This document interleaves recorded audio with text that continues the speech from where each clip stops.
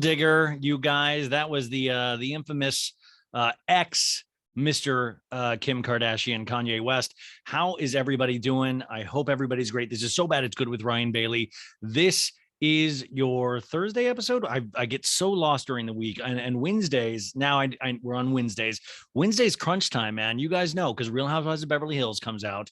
And the Kardashians come out like right at 9 p.m. Pacific Standard Time. So I just watched it. It's 10:38. I've tried to process it, and I'm about to spit out to you the entire episode for the last time this season. Episode 10. This is the last one that the Hulu show is doing. But just in case you guys were worried, and I'm sure you completely were, it says to be continued at the end of this week's episode. They're going to keep making more of these, you guys. Blessed. So blessed.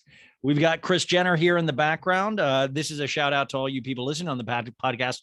Go check out the YouTube because I got a Kris Jenner image just right behind me, just looking over me like a guardian angel, if you will. Do you guys ever dream about that, about having Kris Jenner represent you in some way? Of just, you always see, and I always watch TMZ videos where like young rappers would get in front of Kanye and rap and stuff. I feel like if I'd ever see Kris Jenner, I would get in front of her and like do a podcast, like, something to like show her that I got something special. Show her a sex tape. I don't know. Anyways, tonight was the last episode of the Kardashians, and I gotta say, I'm just sad. I'm sad. Feel like we came so far, yet we have so much further to go. And these last 10 weeks, has it been 10 weeks? My God, I really got to say right off the bat, I did love this season. I did. I don't know what you guys thought of it, but I thought it was so much better than Keeping Up with the Kardashians, especially those last couple of seasons. Really, it could still be so much better, but the production value was high. We got fluff. Remember, this is all commercials for their products anyways. Like last week, we got a 30-minute Good American commercial. We got Skims commercials. We got Kylie commercials this whole season. We got Courtney. Who was Courtney? Oh yeah. Courtney was the Smell My Poosh candle. The collaboration we'd all been waiting for between Kourtney Kardashian and Gwyneth Paltrow. Does anybody have that candle? Does it actually smell like Kourtney's genitalia? If anybody could let me know. I just would love to know if it smells like Kourtney's genitalia. And I guess really at this point, only like a handful of people actually know what that smells like. I think we have a feeling what it is.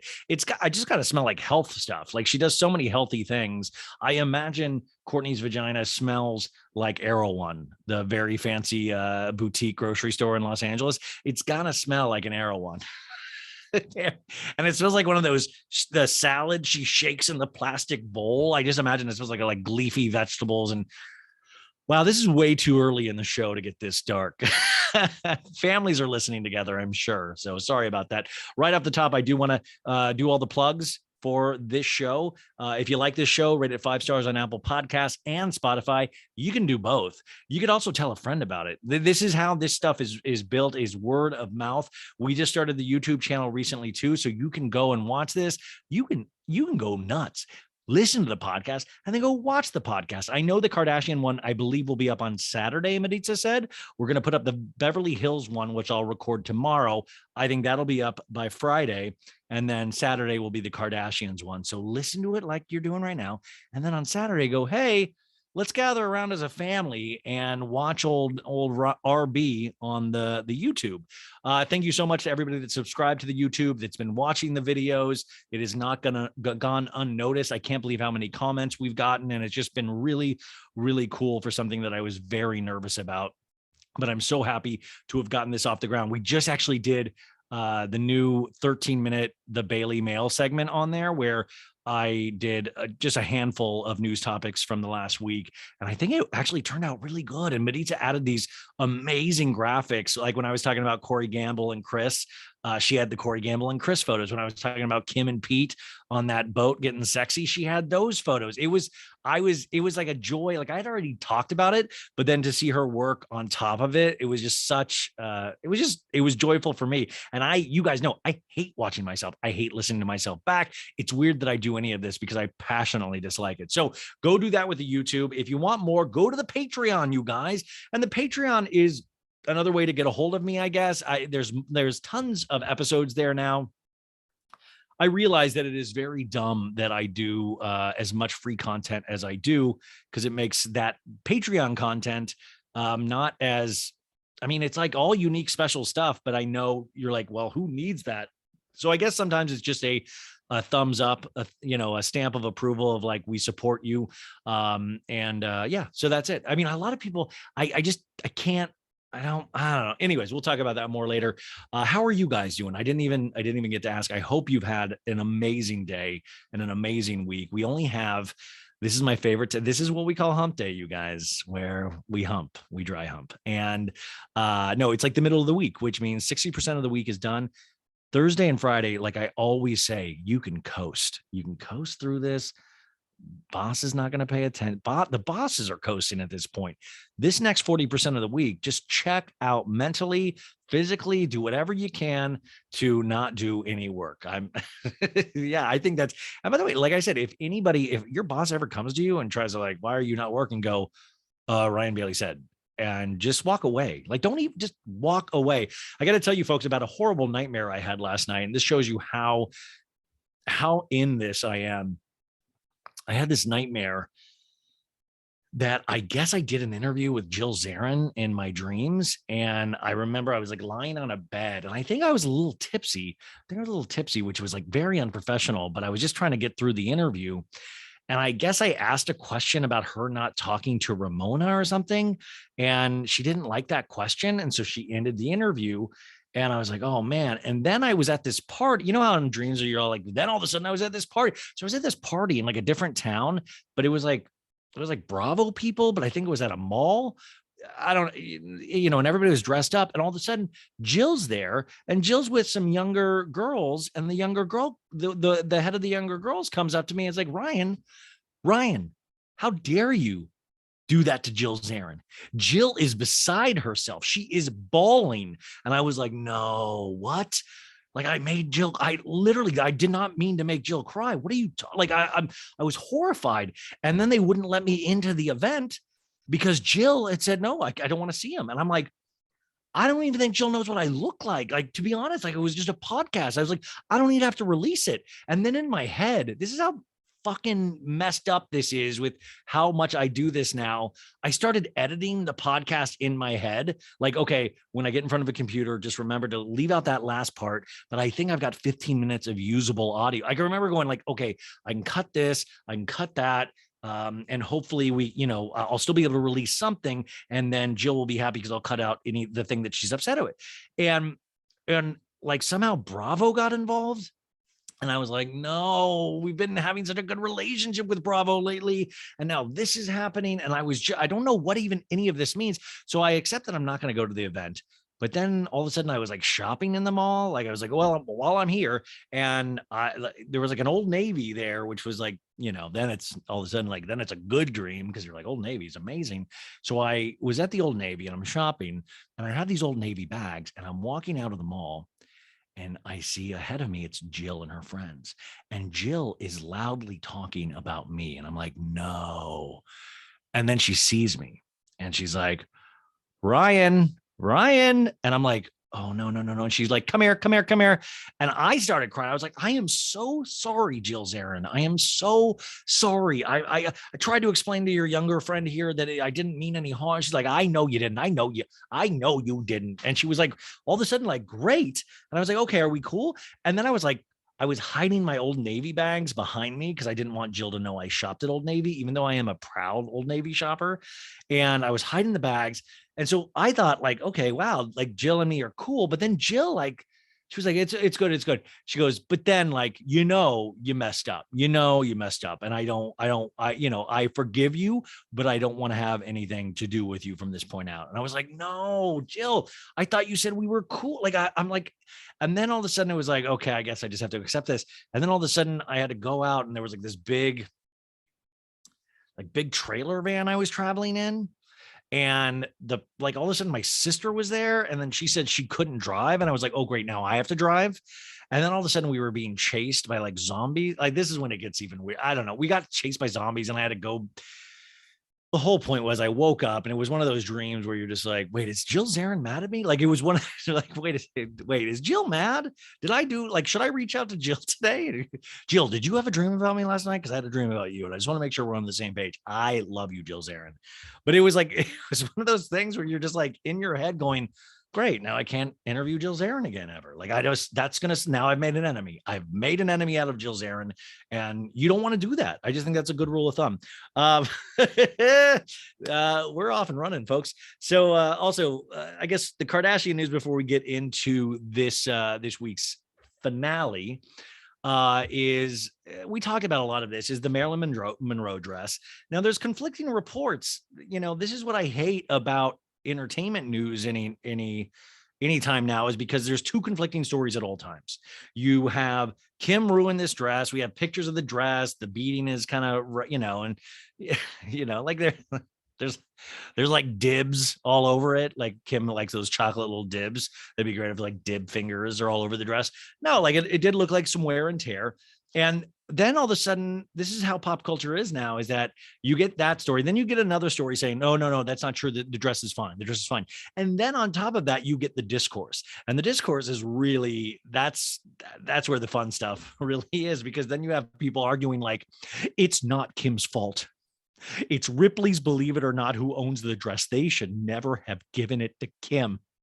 It is their fault. You do not blame this angel amongst us, Kim Kardashian Kim Kardashian Davidson. You do not blame Kim. Like people were like, I just love these stupid effing conversations that we go through now every day instead of the actual conversations we should be having about like making our world a better place. We're trying to make Kim's world a better place. Like, Kim dieted down, you guys. She does not deserve the flack for this. Please do not let Kim hear this. I will say on tonight's episode and all season long, Kim really is in her zone mentally where she's like, I don't listen to that negativity. I just phase it out, which is just sad because I'm like, oh, she's never going to listen to this podcast ever. And she brought up trolls and stuff. And I'm like, oh man. Cause then I was having that philosophical debate with myself. Am I a troll or not? Because I love to make a good Khloe Kardashian meme. I love it. I also love Khloe Kardashian. Two things, like I always say, as I hold up three fingers, can be true at once. You can love Khloe Kardashian and you could also make funny, well, not make sort of funny memes about Khloe Kardashian.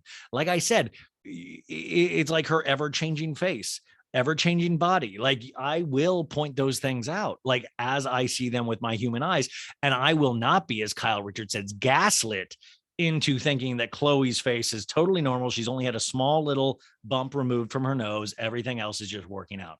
That's just not the case. And also I love with any of these Kardashians, I just like, they always now it's like the big, the trolls.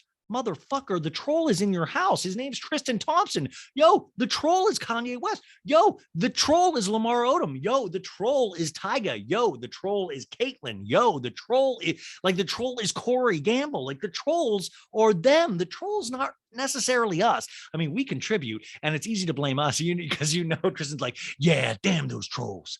Those trolls are the ones. Those trolls are assholes. Not me. Anyways, I'm going to go raw dog some chick in Cleveland. But I hate these trolls, Khloe. I hate them.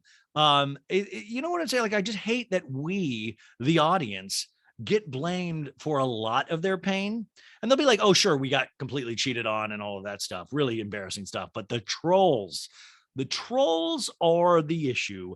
And if the trolls could just keep quiet. And I'm like, listen, if you are who you are and it's this damaging, stay the fuck off the internet. Like, just do it. Like, stay off, do your show, live your blissful life, go eat some salads and stay off the internet. Like, stay off.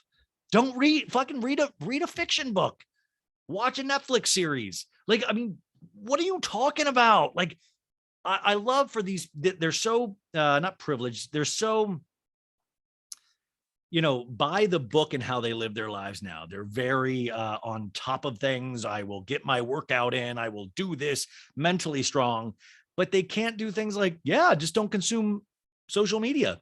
You're too big of a part of it.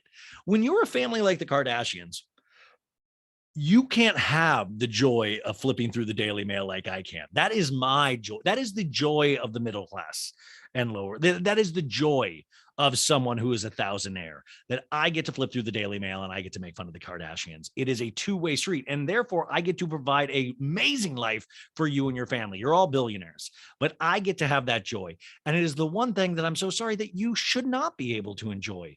You shouldn't be able to enjoy your Instagram or your Twitter. You know, if I, like I always say, if I had $1 billion and if you guys had $1 billion, I would hope to God that you'd be like, Ryan, here's my phone, jam it in your ass. I never want to see it again. And I was like, well, I could just throw it away. Why do you want me to jam it in my ass? And they're like, that's weird on you. But you know what? Like, I don't understand. And then, because it makes sense, you hear and you're like, oh my God, yeah, it's got to be torturous. And then you think about it a little bit and you're like, why the fuck are you online? Like if I had $1 billion, like, listen, if I had the cars, the houses, all of that stuff, you know what I'd do? I'd go look around the rooms that I own. I'd be like, I didn't even know this was here. This is amazing. Like, this is, wait, you're telling me I could go to Six Flags right now. I could go see any concert I wanted tonight. You mean I could fly myself? Like, the only trade-off is I can't go on Daily Mail, TMZ, any of those blogs. I should probably stay off Instagram and Twitter. You're saying that's the trade-off? Yeah, sign me up, man. Sign me up. I think that's part of the problem is that I feel like, are we going to come to this conclusion together, you guys? You guys should not be paying attention to anything we fucking say. Like, that's the fear of it, is like, we are not a part of your conversation in so many ways. And we see that with how you live your lives. But on the other hand, we get blamed for things that I don't know. It's just weird. I almost feel like it's where they have these real issues and they don't even look at them that hard enough sometimes with the people that hurt them, because there's this overwhelming mob, we're the mob of trolls, that we're the true problem. And I'm like, well, listen, when you do a reality show, when you leave yourself open to dissect us, and I believe in this podcast especially, we treat it fairly. I mean, I really do treat it fairly, and I try to really break down what's happening. But at the same time, I find some of it rather silly, because you're having these conversations and acting like situations don't exist, but then we're still to feel bad for you. It is wild to pity a billionaire. It's wild to, like we always say too, these things aren't aspirational anymore. Would any of you guys trade your life for any of that? I mean, at times it would be nice. I would love to go on a PJ. I would love, like at times, but then it's like they're cosplaying. The reason Pete and Kim are together, you keep realizing it's like, oh my God, she truly has never lived a normal life since she was a kid. So it's like a throwback to this time that she romanticizes and almost fetishizes with her family when her dad was still around, and like Pete is like giving, like, there's this scene, you guys, where Scott's like, Pete's so nice, you guys. He picked us up at the airport and had coffee. And I'm like, motherfucker, do you know how many times I've picked people up at the airport? Never even gotten a thank you. In fact, I got a ticket one time. Like, I mean, do you know? And Pete David, he's a fucking hero. He's a hero for picking somebody up at the airport with some coffee. Kim, I know you won't watch this, but if you do, I'm telling you, man, unlimited pickups from the airport. And now I'm just realizing that's not even fucking LAX. You're on a private airfield. Oh my God, that's even easier. Like, LAX sometimes truly is a pain in the ass in Los Angeles, you guys. It's a fool's errand. It's a devil's mission. It really is horrendous. But Kim, I'm going to say that if you ever do have an LAX flight, I would pick you up from LAX. Let's see if Pete would do that. Pete's going to private airstrips. That ain't a big deal. I just love that we're holding, like, you guys, Kardashians, if any of you guys are listening, we're going to knock you off your coal mining ass. Me and my audience, we are so normal. We will do things that are so normal that you'll lose your fucking mind. You will be like, where did these guys come from? They are amazing. This one guy said I could use his bathroom, and I was using the last of the toilet paper, and then he had another roll of toilet paper. He just had it out there. I could use it. Like, I feel like these basic things, they seem are so amazing, are the little things that we have that we completely don't even appreciate. Like, it's almost making me appreciate the small things I have in life by watching these shows. I don't know. Sorry, I went off there. It just, so we had the Kim Kardashian dress thing. I really don't know where we're going to end on that. Listen, I just don't, if I'm okay with the Maryland thing, like, it's like, whatever. But if Kim ever like dresses in the original 1989 Michael Keaton Batman suit that he wore, she wears that to the Met Gala and screws that up, I would riot. I would like, it would be too much. I'd be like, no, no, no, no. That's historical. Now that is something that I would really, or, I had this really nice, like I have this really nice Old Navy cardigan that I'm trying to dye it for so I can fit back into. So it's not available. You guys don't even ask. But if I found out like Kim wore that and like stretched it out or something, I'd be livid. Like, that's the kind of shit. Like, if she gets into my closet in any way, I'd be livid. But the Maryland dress, listen, I there's a weird part of me that thinks Marilyn would probably actually even dig it. If she's like, oh, okay, I get, like, I do wonder, like we talked about earlier in another episode this week, what these people would think of the Kardashians, what other people would think of the Kardashians. But it's weird and it's really scary because now it is so deep into their businesses and their lifestyle. We can never go back. We will never not have the Kardashians. I mean, and this is not a lie. Think about it in terms of their child. Sorry, guys. Think about it in terms of their children. We're going to watch North grow up. We're going to watch True grow up. We're going to watch all like Saint, Shy, Rain, Mason, Penelope. We're going to watch all these. It's going to be the Kardashians, the next generation at some point. And that'll be my next like kind of major disappointment is when North gets a spinoff. Not because I don't love North. I do love North, but I just want her to have somewhat of a normal life because there's just no way in hell at this point. There is a couple funny scenes or North is talked about in this episode, which I found really funny. By the way, happy birthday to North. She turned 9 years old and North has her own thing, man. I like that she's like emo. I like that she's, it seems like she's into metal. I like that she flips off cameras. I dig North to such an extreme because I love things because it almost balances things out. Like, she constantly makes fun of Kim. I know she obviously loves Kim very deeply, her mom, but she just loves, that's the real troll, by the way. North is the real troll in that relationship. Oh, wow. Wait, whoa. Okay, one sec. Oh my God, you guys, I just got a bunch of texts. Beyonce's album drops June 29th and it's called Renaissance. So we got a new Instagram page because remember, everything disappeared from our Instagram. I talked about it on Monday's episode that we are supposedly about to get a new album. And it looks like that is correct. June 29th, it says Act 1 Renaissance. Act 1 means there's an Act 2. So this could be a double album or something that's released later in the summer, if I were to guess. You can also buy some merchandise already on Beyonce.com. I swear to God, this is not a commercial, but that is exciting. Beyonce, you guys, is so magical to me. And I've seen Beyonce even a handful of times by myself. I went to I saw, I love Beyonce so much because a hard worker, talented, but a hard worker, which I want to talk about J-Lo in just a second too, is I just can't say enough good things. And it makes people like the Kardashians, like, you realize there's actual talent out there. Like, we might like the Kardashians and all of that stuff, but at the end of the day, you can say consumerism is an art. You can say their products are an art, but like, that's not initially what got them famous. It's not what they were famous for. So they were famous for being famous. And now they're able to do these things because they got to a certain point where they're able to have these successful products and stuff like that. But Beyonce and artists like that, it's talent, it's singing, it's dancing. It's just, to me, that's magic. And I cannot wait for a new Beyonce album. I do want to say today I did watch Jennifer Lopez's Netflix documentary called Halftime about her preparation for her Super Bowl performance. And I kind of made fun of it just because I was like, I didn't remember her Super Bowl performance. So I was like, oh, wow, a whole hour and a half documentary about what it takes to put that 8 minutes together. And I was like, I'm totally going to watch it. But I was like, it's going to be silly. And I got to tell you, I really was impressed.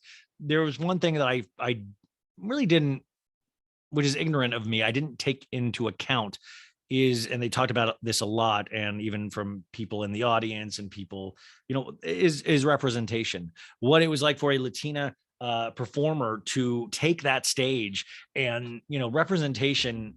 I was talking about this with my friend Christina today, and I was saying for me, I grew up with so many examples of white dudes like myself on TV and movies. Like it's like everywhere, all the time. So I never really thought about representation because my representation was everywhere. I didn't even have to know the word. But then you forget that, like, oh shit, yeah, it's like all these other people exist in the world. And what about their stories? Like they want us, like these kids want to see themselves represented on set. And I forgot about that. And that actually kind of made it special for me. And it was a great performance. Like I did enjoy, and I just love behind the scenes documentaries of stuff. So I do recommend it. It gave me a different appreciation for Jennifer Lopez.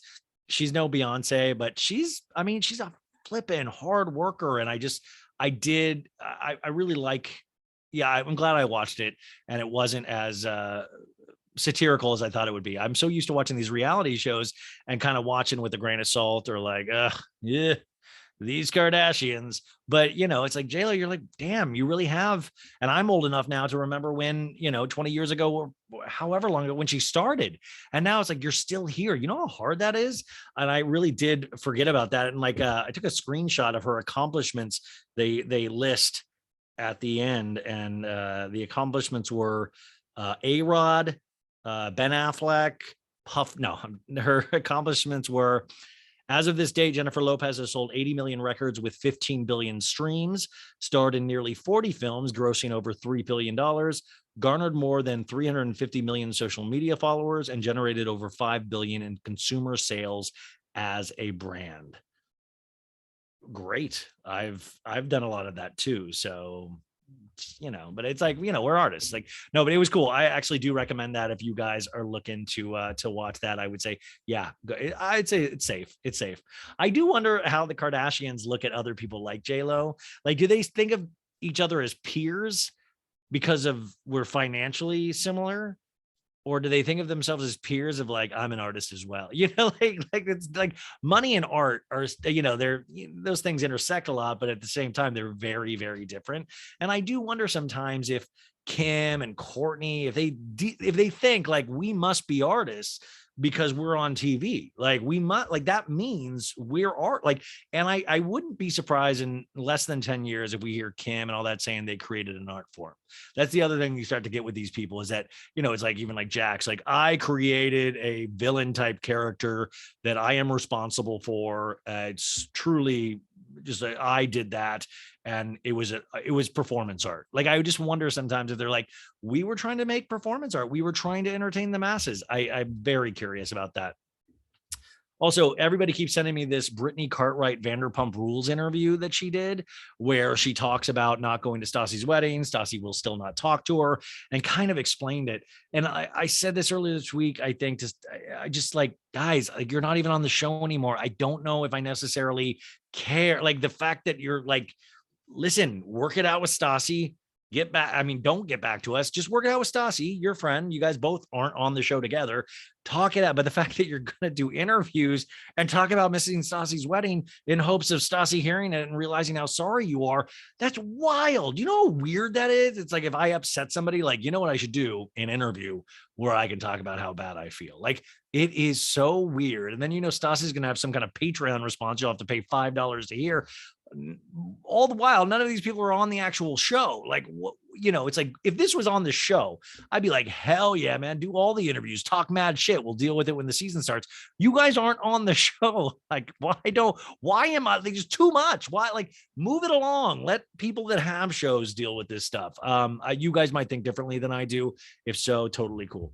Okay, so tonight's episode, I'm just so sad that it's over. Episode 10, and you guys, guess what the title is called?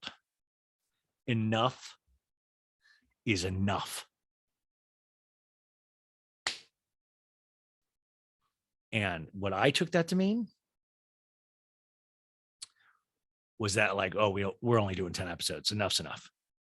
But what it really means is it really means that, yo, I'm snapping. We're tired. We're tired of men doing bad things to us. We're tired. That's what enough is enough. But I wish if I had my druthers, I would have gone a step further and I would have said, Tristan Thompson has a small cock. Tristan Thompson has a baby penis. I'm workshopping now. Tristan Thompson. Sorry, didn't mean to disrespect you. Tristan Thompson. What are the mini penises called? Tristan Thompson has a micro penis. Or the title of the show should be called Tristan Thompson is smooth down there like a Ken doll. Which, by the way, Ryan Gosling, did you guys see that Ken doll picture? This is what's great. I wake up, all these girls and guys are like salivating over this bleached blonde. Ryan Gosling's playing Ken in the new Barbie movie directed by Greta Gerwig. And so this is him as Ken. I'm like, cool, yeah. And I think it's going to be like a satirical movie anyways. So like everybody's like, oh my God, I want to jump that man's bone. Look at those washboard. I want to rub all over those, And then I read a Rolling Stone article, and it says the Rolling Stone article says this is cringe. And then I was reading tweets where it was like, he's too old to play Ken. Am I fucking out of my mind? Isn't Ken a fucking doll?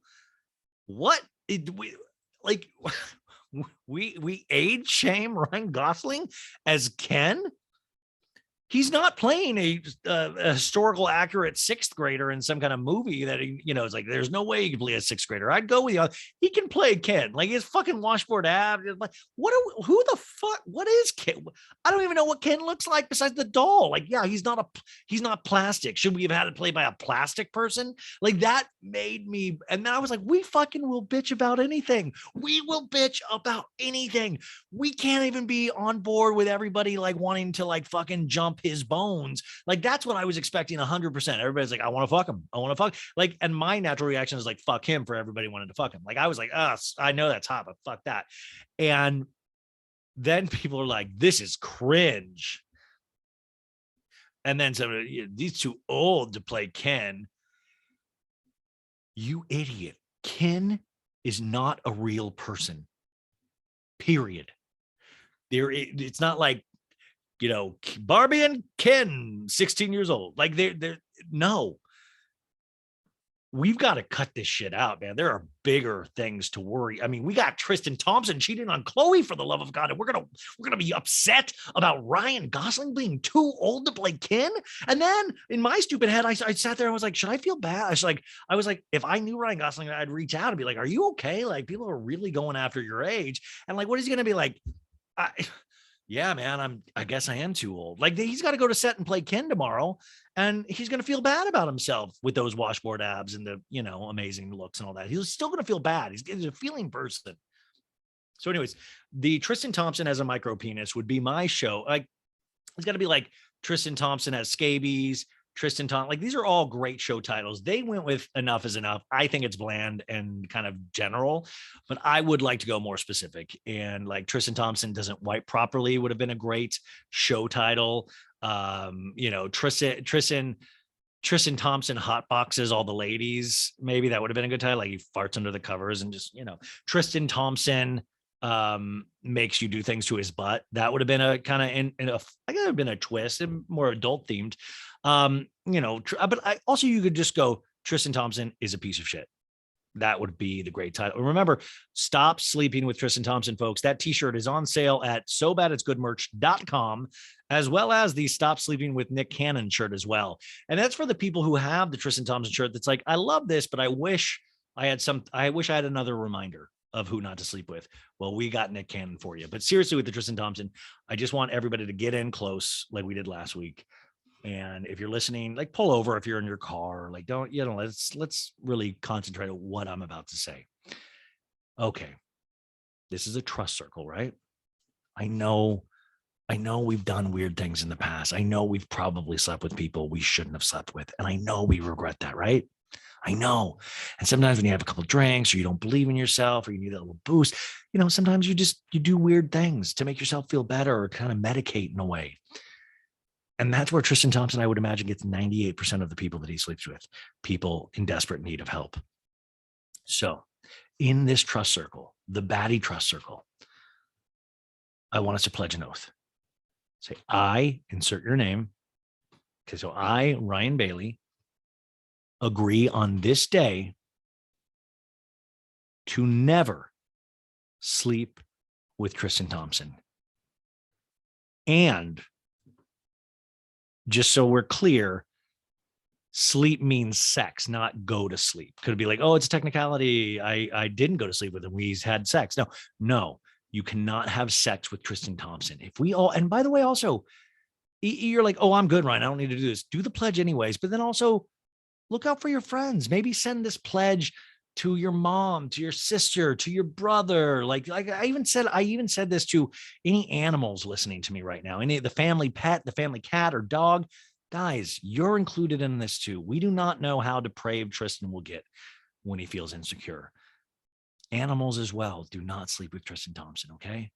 Like just in spirit beings. There's a lot of talk about ghosts lately. I said, like, Demi Lovato has their ghost show. Kristen Stewart's having a ghost show. Everybody's doing ghost shows. But I want to talk to the ghost community right now, the most of all. The ghost community out there. Hi, I'm Ryan. I think it's very cool that you get to be a ghost. And unless it's one of those things that you need to like prove yourself to get to the next, I don't even know. But regardless, you're a ghost. Don't sleep with Tristan Thompson, okay? And you'd be like, oh, I'm a ghost. That's not physically possible. You don't know what's physically possible with Tristan. Listen, I get it. You're cocky. You're a ghost. Tristan has some kind of weird power over, it's just, you've already got enough on your plate as a ghost. You don't need to then complicate things with feeling bad about letting this guy put it in without a condom, And by the way, can ghosts get pregnant? That's I should do another show just on that because that's a fascinating topic I've never even thought about in my life. But could ghosts get pregnant? If you know the answer to this, write to me. It's so bad, it's good. Okay, so we're on the same page, right? But like, honestly, and if you aren't on that page, turn it off right now. We don't need you here because this is a not sleeping with Tristan Thompson community that we've created here. This is a safe space. And if you're out there going, oh, maybe I will sleep with him, we don't need you. Go listen to I don't know, like go listen to Joe Rogan or something like that. Go listen over there because that's like probably a sleeping with Tristan Thompson podcast. This is a not sleeping with Tristan Thompson podcast. And I will die on that hill. I will die on that hill. And I'll do it for my girl, Chloe, all day long. I have committed up to this point in my life to never sleep with Tristan Thompson. And I will, everybody's always like, you're like, oh, lead by example.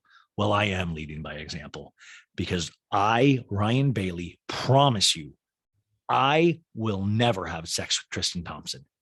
Never. That is a promise. I will never have sex with Tristan Thompson. And that sounds intense, but I need that same intensity for you guys. I need it from you guys. I cannot be alone in this.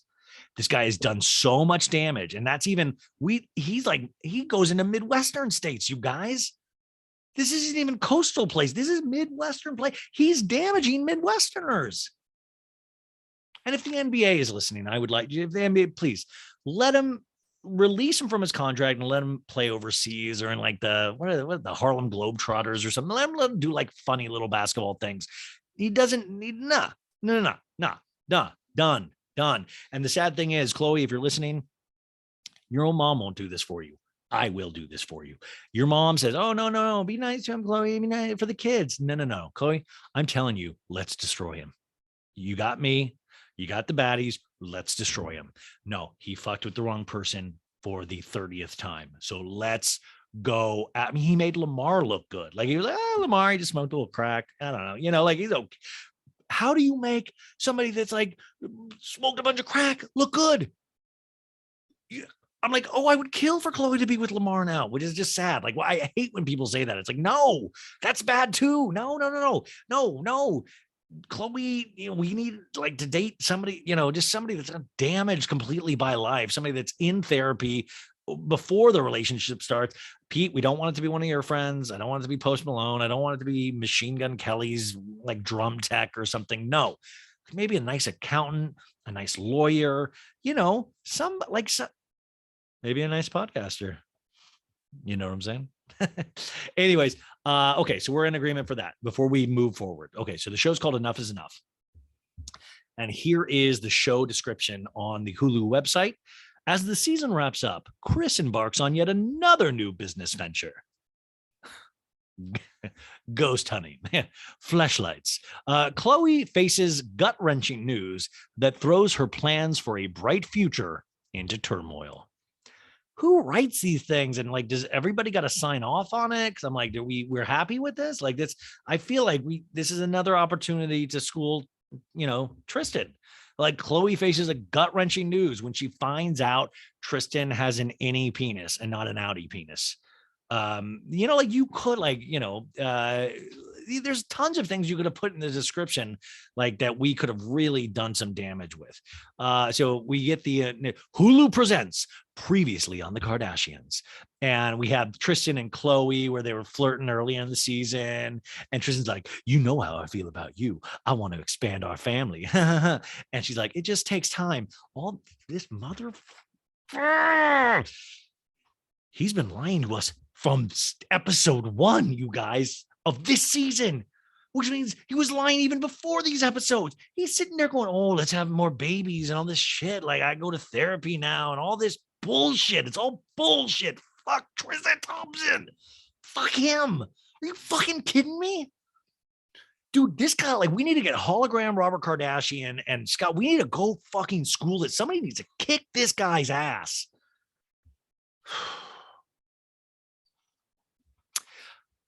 It just takes time. And then Tristan, when he flew down to be there for the Kravis engagement, he was like, yeah. And all the guys were like, oh my God, it's amazing that you're here. Tristan, when's your engagement? He's like, I don't know. And then Chris says, I always taught my kids that family comes first. I feel like you've taught them that maybe a little too much, and you didn't mean it. Because if family comes first, you guys would have kicked this motherfucker's ass the first time he did this. Then we have a scene of True and Chloe moving into their new dream home. Chloe lets us know earlier in the season that Tristan was going to be moving in with them as well. This motherfucker got a free place to live. Like we see at the end, she's packing up his clothes. This motherfucker. Where do you think he lives? Like, I hope he lives in. I hope his credit fucking sucks. I hope he's in a fucking studio in like North Hollywood or something. North Hollywood is actually nice. Like Reseda. Reseda. I hope he's in a, I don't know, like Bakersfield. No offense to Bakersfield listeners, but you know what I'm saying. I hope he's just somewhere, not a good AC unit, no cable. You know what? No, he needs to be in jail. That would actually, I would love for Tristan to go to jail for this. That should be a committable offense. So we have a scene from earlier in the season where Kim like working out. Oh, this is where we ended it last week, you guys. Kim was working out at like 6:30 in the morning with her trainers and got this email about the paternity case that Tristan had filed a document, a declaration that he only slept with this girl once, which, by the way, there are lies on top of lies. We didn't even get into that in this episode where he swears he only slept with her once. And that's a fucking lie too. All lies all the time with this dude. They need to take him for every penny that he's worth. I mean, honestly, and these are like real, think about it. This Marisol lady that got pregnant has a child by Tristan. Tristan wants nothing to do with the child because he's butthurt that he got caught. He's butthurt, and think about that child growing up without a father, knowing this is why. Like, think about knowing that is your dad. My dad doesn't want anything to do with me. I was a love child of somebody that didn't love. I'm not too thrilled with my mom either, but he wants nothing to do with me because he fucked up. And I guess I ruined things with Chloe for him. So he always secretly blames me, even though he's the asshole that he can't wear a condom. He cannot, just the balls to like nut in somebody. You know what I'm saying? The balls, like, that's just messed up beyond belief. I truly hope that I don't know. I don't have the same faith that these Kardashian people have in people. Like, oh, I just want that kid to be okay, his new child. So that's where we left last week. So she was on the phone with Kylie. She was on the phone with Courtney, and you're like, oh my god, oh my god. Where's Chloe? Chloe has not called me back. Everybody's texting Chloe. Kim's pumping iron while she's like having three people on the phone. She's multitasking. And we hear the song like, you're gonna fear me. You're gonna fear me. And then it says the Kardashians. Glass breaks and we see the women walk forward. We open up on sunrise, misty, smoky, as you say, but just fog. It's like a basketball court in Kim's backyard. And we hear Kim go like he has any fucking idea that she is where is she? Chloe is not responding. Kim's pumping iron. And then she goes, oh my God. Oh, this is Chloe. I'll call you right back. Kim goes, hi. Chloe goes, hi. Kim goes, did you see what I sent you? And Chloe goes, no, hang on. What the fuck is this? Kim goes, he's been lying to you. Did you know about this? She goes, no, immediately. What the fuck? Oh my God, this can't be happening. Now, you guys, at this moment, I was like, wait, this is a kind of a weird, like people kind of arguing, did Chloe know before this? Because this little section kind of sounded weird. It was like, no, hang on. What the fuck is this? It kind of seemed weird, right? I was like, But then later in the scene, I'm like, oh, I do really truly think she just found out. So Kim goes, he did a full declaration. And Chloe's like, what does that even mean? And Kim's like, his attorneys went on record with a full declaration from him giving a statement. He probably never thought it would even leak the court papers. He goes, I, Tristan Thompson, met this girl in Houston after my 30th birthday. The only time we ever had sex was March 21st, 2021. Which, by the way, the year anniversary just happened a couple months ago. Shout out to you guys. Happy anniversary. Kim goes, his word, his declaration. I texted it to Tristan, she tells Chloe. And I'm like, does Chloe know about this? And Chloe's like, oh my God, send it to me. Send me a screenshot. And I was like, oh my God, Kim, send me a screenshot too. But I want a screenshot. And Kim goes, yep, he's not responding to me. He's probably shaking. He's probably shaking his unwrapped dick in somebody. Are you kidding me? Do you really think this is like, I feel like this guy's a true sociopath. Like, I don't know if he truly cares. In part, you'll get that interview from Tristan maybe a year from now where he'll be like, you know what? Part of me was relieved to stop having to live this lie. I've done a lot of work on myself. Like you're going to get that interview at some point. So just let's prepare ourselves. And remember, like I said 10 minutes ago and last week, we're not going to sleep with him. So we don't even need to watch it. So Chloe goes, let me fucking call him. I can't fucking believe this. And Kim goes, if this isn't the big sign to not have another baby with this guy, Kim, no shit. Like, why are we even talking? Like at this point, I feel like that is, yeah, we're all on board with that. Like, yeah, I feel like that goes without saying. We don't even need to bring it up. Like, don't even put it in, like, no, we're not having a baby with this guy. No. And Chloe goes, I just want to know the truth. Kim in a talking head says, when someone hurts someone you love, you get protective. My heart is breaking for Chloe. I know she was really trying and he was really trying. And I'm like, dude, what the fuck? Kim, let me correct you on that. Maybe Chloe was really trying. But this is where I feel like you guys, you Kardashians, and maybe girls to a degree get it wrong. He wasn't really trying. He was trying to keep up this false narrative. He was trying to keep up this lie. He was trying to keep this up because he could not. He wanted, not even that he wanted it at all. There was something that he felt like he deserved it all. He deserved to win her back. He deserved to also still keep sleeping with as many people as he wanted. So he wasn't trying. And for Kim to kind of misrepresent that is, no, she was trying. He was acting. There's a difference. He was faking. Really.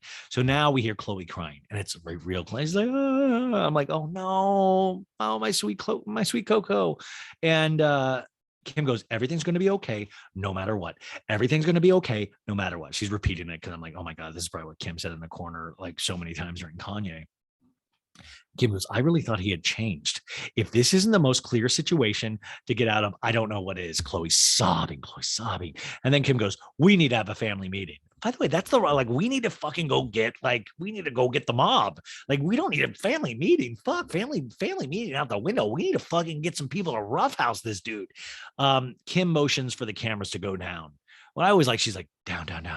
And I always like this because, like, you see the camera people sitting around, but then one camera's still rolling. Where I'm like, okay, is Chris Jenner always like, no matter what that Kim Kardashian says, you keep one camera's always fucking rolling. Look at me, Bobby. One camera's always rolling.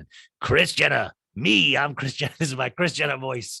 You always got to let one camera roll, Bobby. I don't care who tells you. I don't care if you got a dick in the shot. You always roll. Why? Why does Chris Jenner sound this rough? I'm Chris Jenner. I'm smoking a stogie. Bobby, look at me. Never stop fucking rolling. You got it?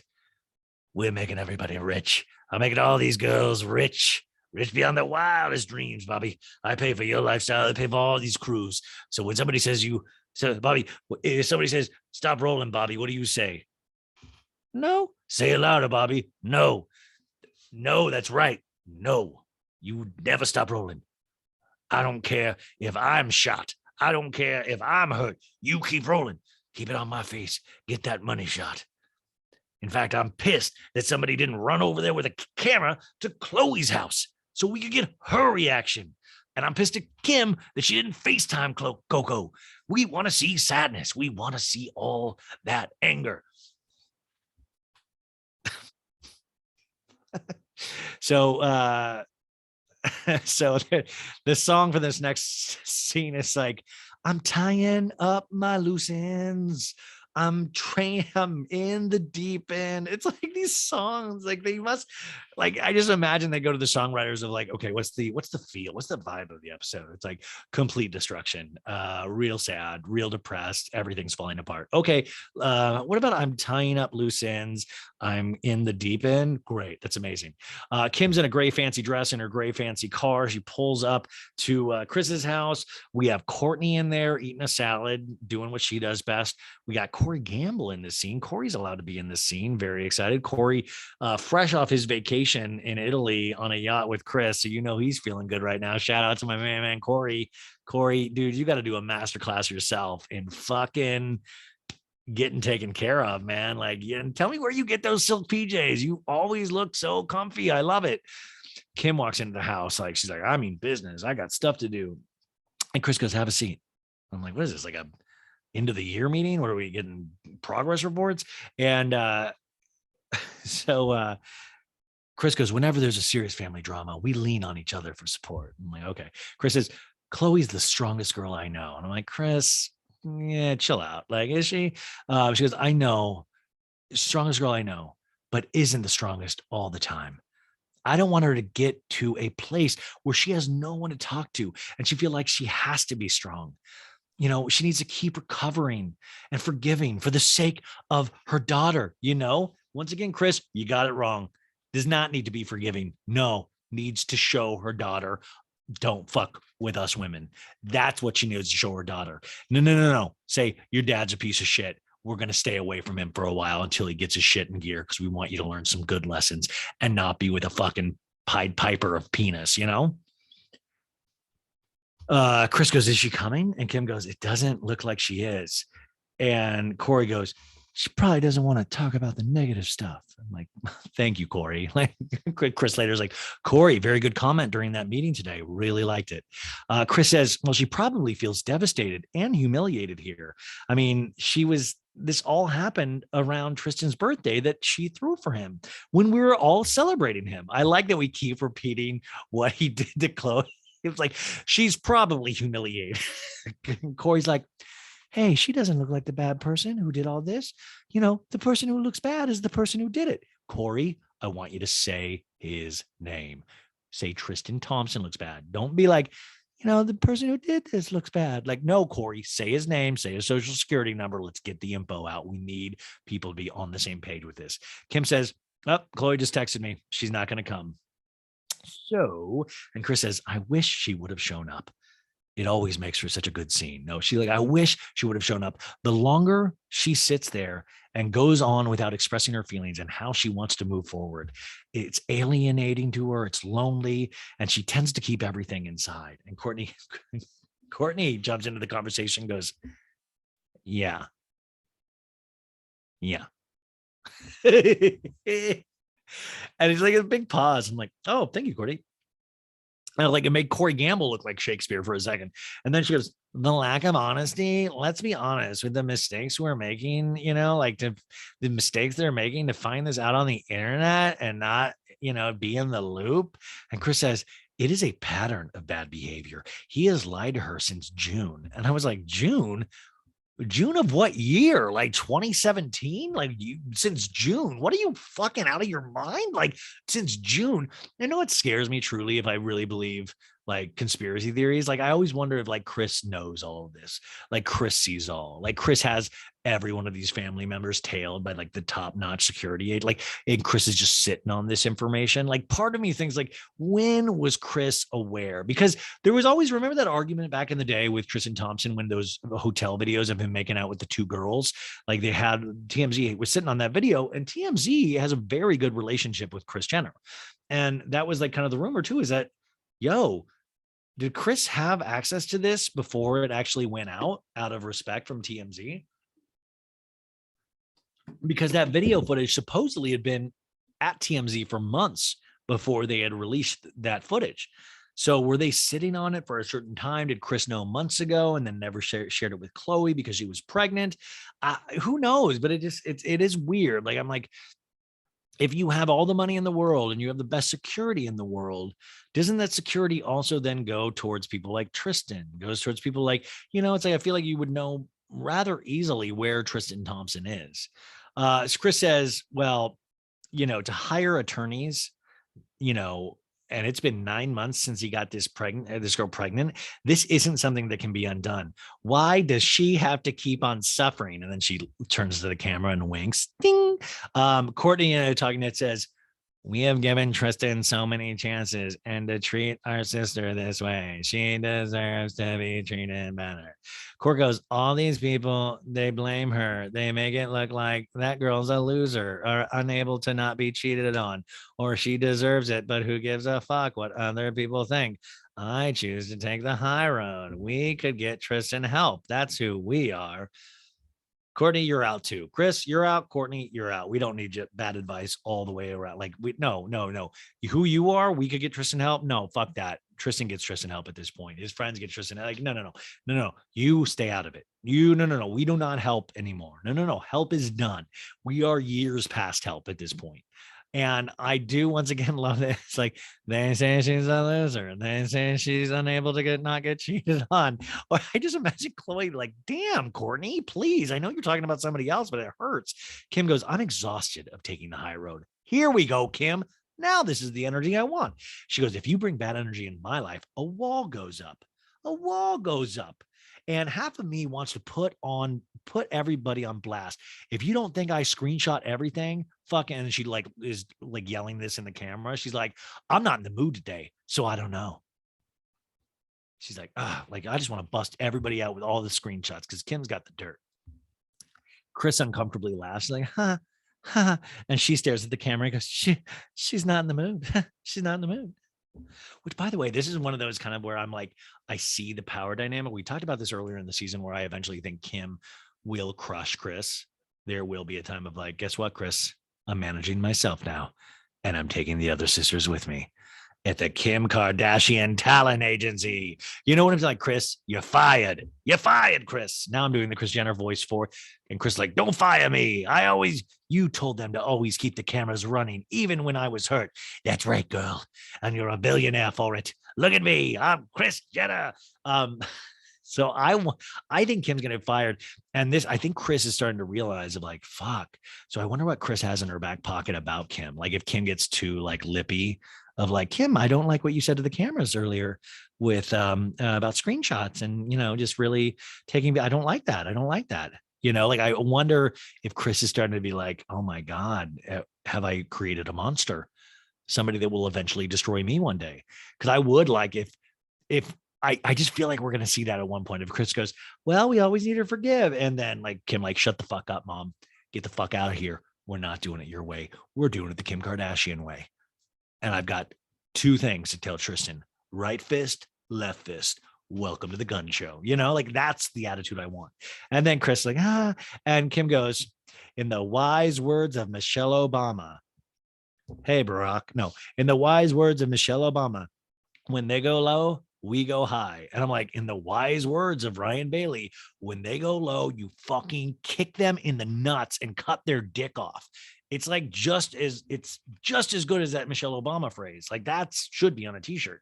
Chris says, it's much more emotional and scary when you do it in front of the whole world. I'm like, yeah, but you did that to these ladies. Like, Chris, this is the dream. Like, you're the reason why this is happening. And Kim says, will Khloe make it to the photo shoot for the Kardashian show? I mean, we got to worry about the real stuff. Like, that's at the end of the day, that's what it's all about. Will Khloe make it to the photo shoot?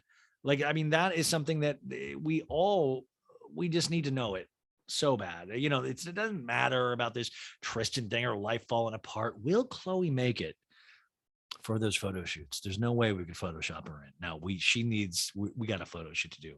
And that's what they always paint the Kardashians this season as, hey, we're all about work. No matter if we're sick. Hey, Kim's like, I shot a bikini Sports Illustrated cover and I was sick in the DR, the Dominican Republic. And I'll do it again. Like that's how hard I work.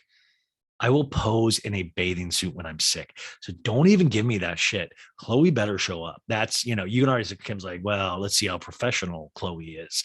Will she let being cheated on in a nationally when she feels like an idiot? She better show up for the shoot. Kim doesn't say it, but that's just what I'm adding to the conversation. So Courtney goes, Khloe thrives on being busy. The photo shoot will be a distraction. We cut to Khloe driving in a car. There's sad music. Must have been love, but it's over now.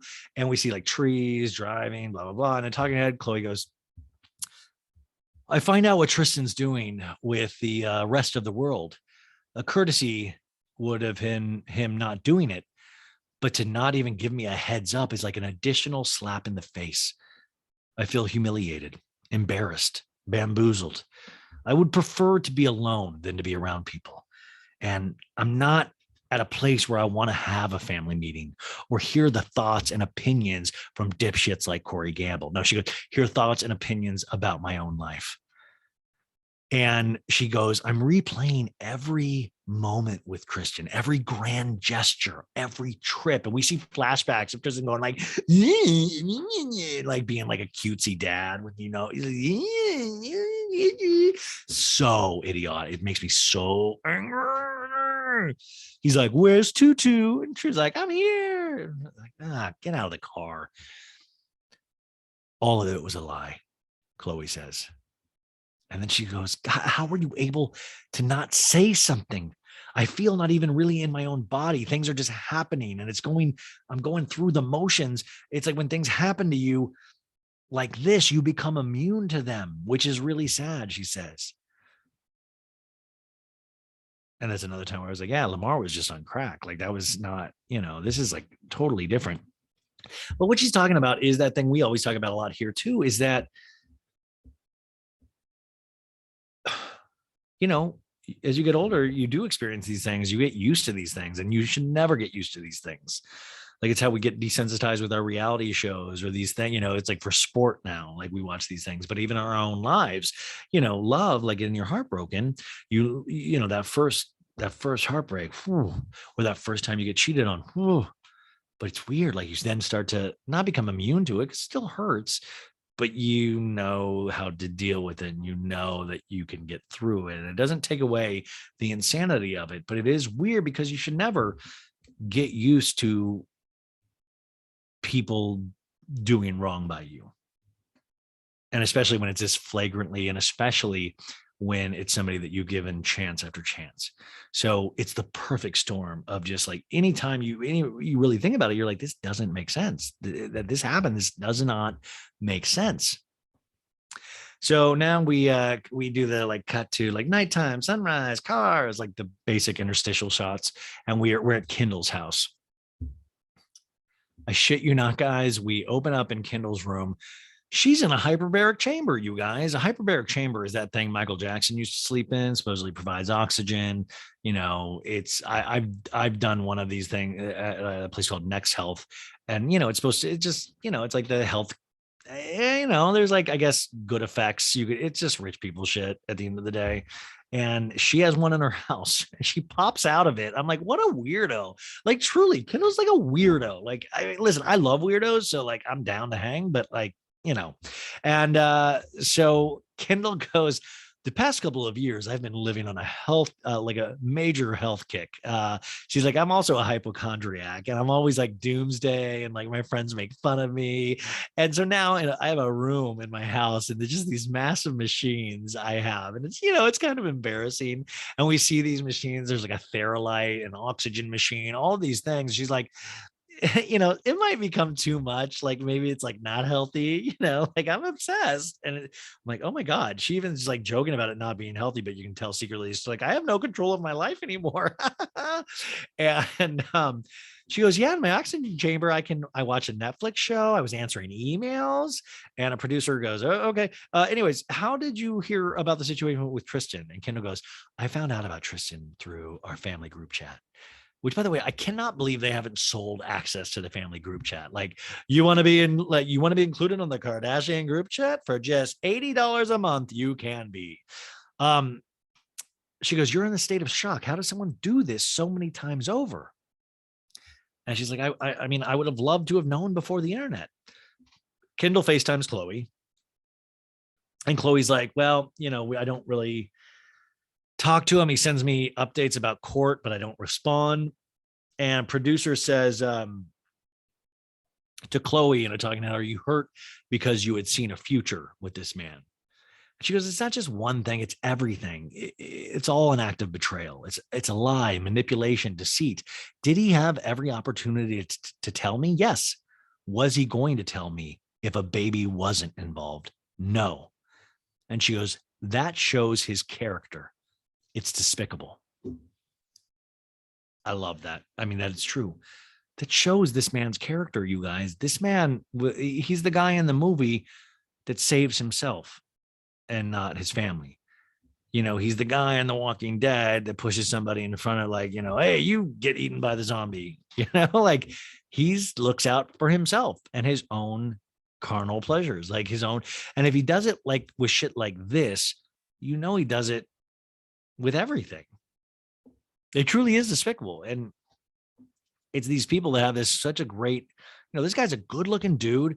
He obviously has some sort of basketball talent,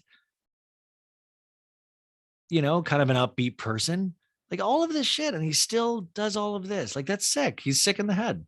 Kendall says he's been dealing with this very stressful situation and lying about it. And he didn't even tell his friends.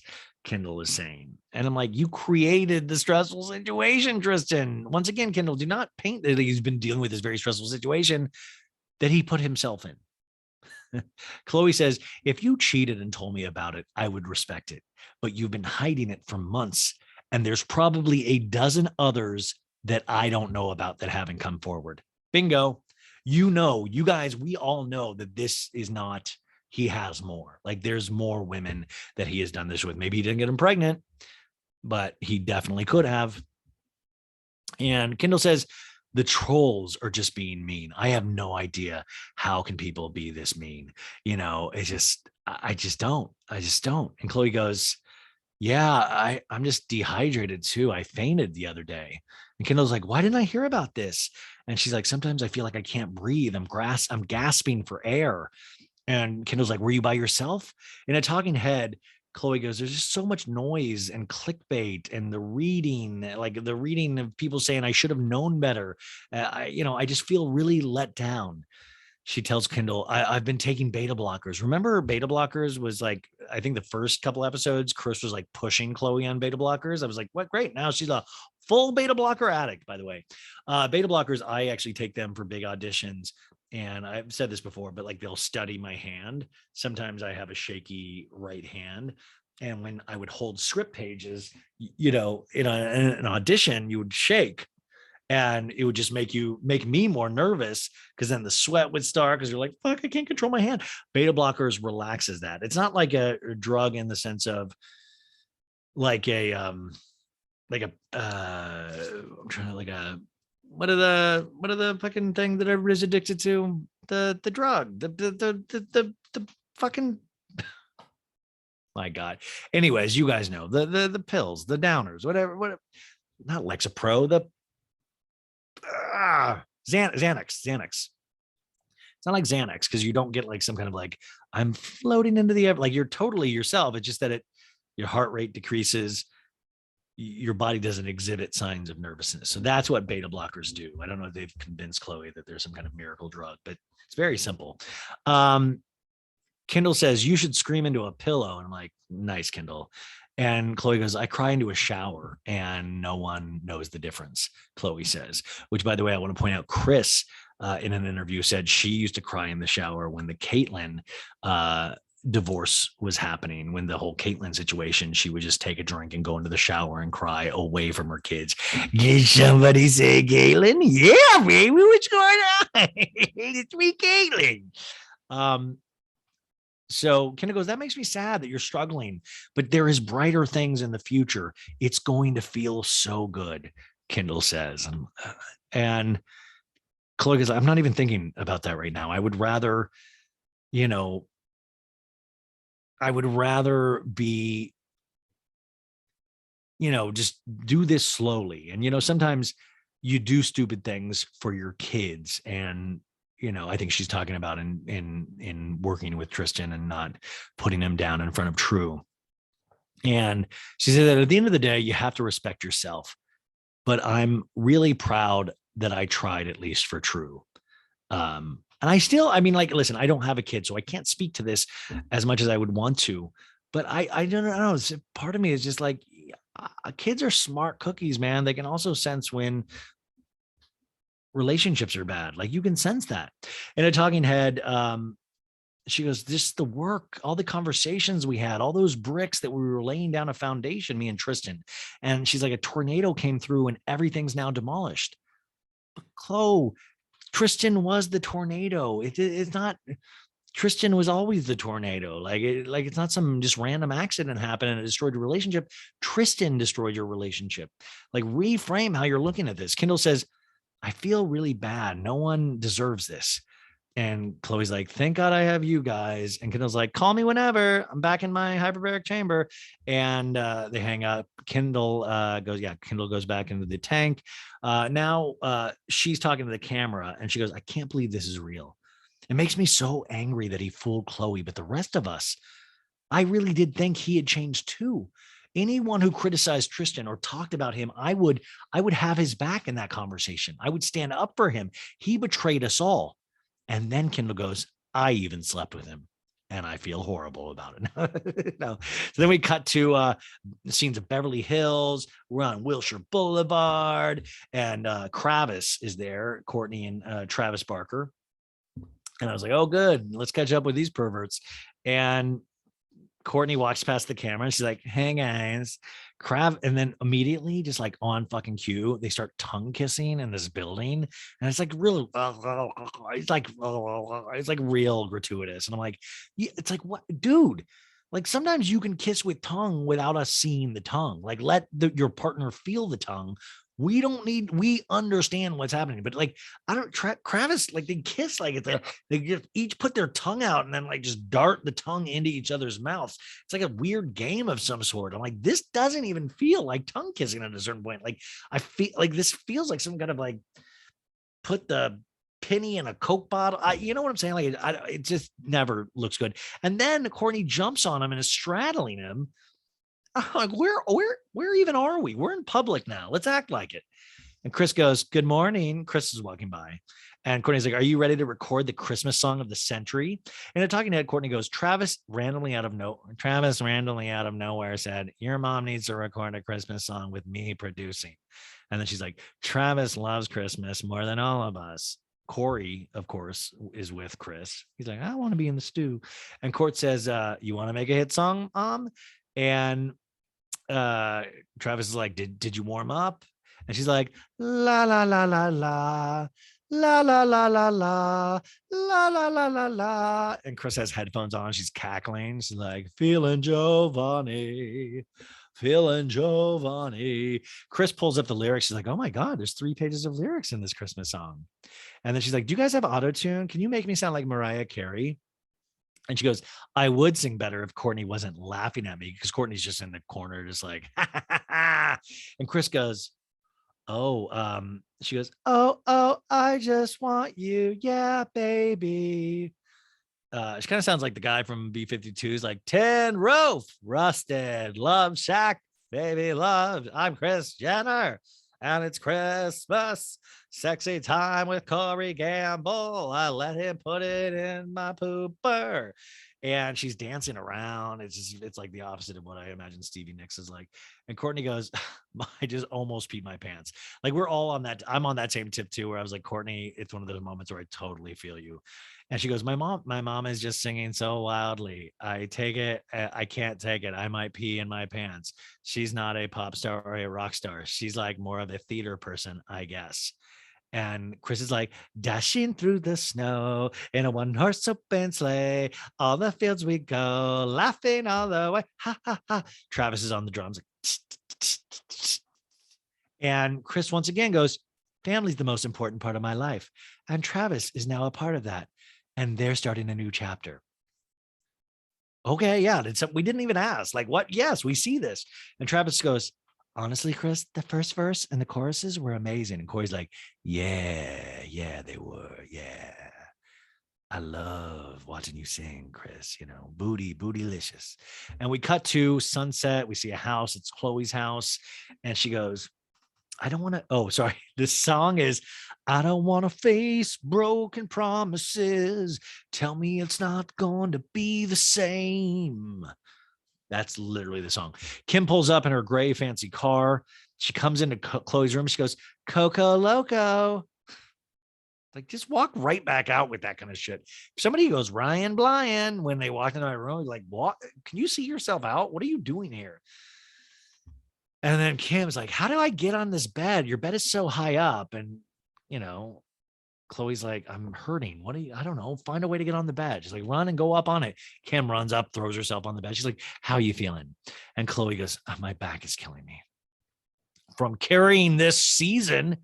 Kim goes, everyone thinks Chloe is so strong, which, by the way, now Chris said this and Kim said this. I've never thought Chloe was strong. Like, I mean, I thought Chloe was average strong. Like, she's probably stronger than me, but I never was like, Chloe's the strong one. I'm like, no, like Chloe used to always be the loud one. Like, Chloe's cool. I like Chloe, but I never was like strength. I almost feel like, are we being told to tell Chloe that she's strong? She goes, but I know she's not. She doesn't feel good on the inside. She's numb. She's at home crying about it. And she doesn't want anyone to see that she is sad. She gets protective, which I like. Like, she doesn't want anybody to see it, but we're all going to openly talk about it to a national audience. That is one of the funny things. Do you ever think about that too? Is that like, this is all she's like, she has to live out this pain in front of the whole world.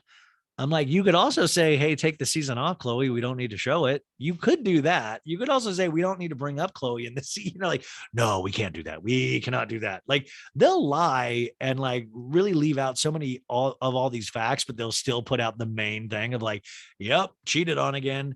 Like, if you really like were protecting your daughter or your sister, you'd say, we're going to sit this season out with Chloe. We'll do the good American bit and we'll just call it a day. And we'll just say Tristan cheated on her and we told her to go home. You know what I'm saying? But no, we want scenes with Chloe. And Kim, thinking very smartly, she's like, I don't know if I should even unfollow Tristan again. I don't want to play that game again, like publicly.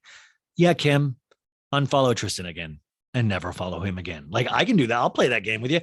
Do not follow him. Like, what? Like, no. Like, for True. Like, True's like, Mom, Kim, Aunt Kimmy, why don't you follow my dad on Instagram? It hurts me. It has ruined my childhood. Not anything to do with the cameras. It's the Instagram. You guys, what? Like, what I'm saying? Like, what are you guys even thinking? She goes, I want to cleanse my palate. When is the time to step into our siblings' life? This isn't okay. I feel like we tiptoe in each other's situations, Chloe, because we don't want to meddle. And this is so good, you guys. She goes, and Kim Kardashian, I respect that no one came to me during my marriage and was like, are you good? And I respect that and needed that. But sometimes I look back and I'm like, when do we jump in? That's what I'm so unclear about. Do you realize what Kim just said here? It was kind of this like undercut kind of thing of like, you guys know how bad I had it. Where the fuck were you? But thank you for respecting me enough to get out of my business. But I needed you. Like, that's what that read like to me. And it was just like, are you good? Like, you saw what I was going, are you good? And I was like, damn, if you look in between the lines, that is the darkest thing you're going to see this episode. And Chloe goes, well, nothing to jump on in. It's what it is. What I have frustrations about is not you guys. It's just that this is not the first or the second mistake with him. And in talking to that, Chloe goes, I'm just exhausted. People think my approach is crazy or weird. But honestly, I've done this so many times now that there are no tears left to cry. And Kim goes, that's the time. Oh, no. Chloe goes, that's the time. I wish someone would have been. No, we've done this so many times. You're not crazy, Chloe. Actually, you're fucking right. And Kim says, but if, and Kim continues on with her own path. Kim goes, but if people knew what my relationship was actually like, I think it would be a little different. It was a little different, and they would be like, how did it last this long if they really knew what my relationship was like? She goes, but I can live with myself. I tried everything humanly possible to make the situation work. So now I can walk away and feel absolutely free. And you can look your daughter in the face.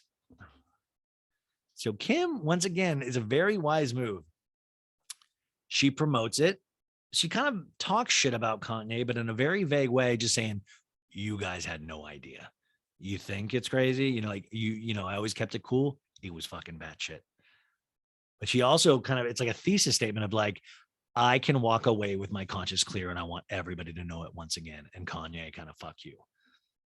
So she got it. And then she goes, and Chloe, you can look your daughter in the face. Like, then she brings it back to Chloe. And she goes, I know that I don't have any regrets about that. The same thing about, I feel the same way about Lamar. Chloe says, I gave it my all. I never felt guilty. With Kristen, I don't feel guilty. I believe in multiple chances, but I want people to give me the same grace I gave them.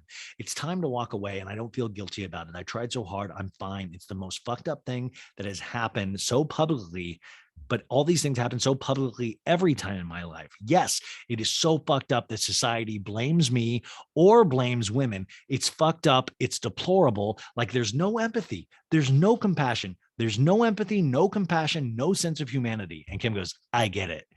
And she goes, all the trolls on the internet that this is a talking head from Kim. She goes, all the trolls on the internet that make Chloe feel like shit on the internet? Well, I will find each and every one of you, and I'm not going to threaten you on TV, but it's wrong. It is so wrong because you guys don't understand. You don't have a child. You'll do anything to make it work. I'm so proud of who Chloe is that she wanted to give her relationship a second chance after he dogged her and embarrassed the shit out of her. She says, when the whole world is looking at you, laughing at you, calling every name in the book. This is, once again, I feel so specific that if Chloe watches it, go, Kim, did you have to go that hard? I get you were giving examples of other people, but Jesus, Courtney just did it in the previous scene.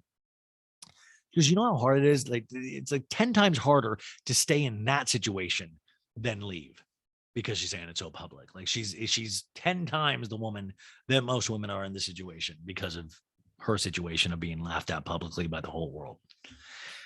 It's interesting how they rationalize their behavior to themselves and what their life is like. It is almost like, I sometimes feel they have rewritten history and they feel like they are royalty, that they were crowned. They were born into this. They had no choice in the matter. They were born with this spotlight on them. There's no, like, sometimes I feel like, you guys worked so hard to get to this place. Remember, Kim, you specifically would call paparazzi so they would be outside of places you went to. You used to beg. It used to be the thing that you wanted the most. So it is interesting. Like, now it's like kind of a different vibe. And Kim says, we have to give ourselves high fives, Chloe. We are some strong bitches.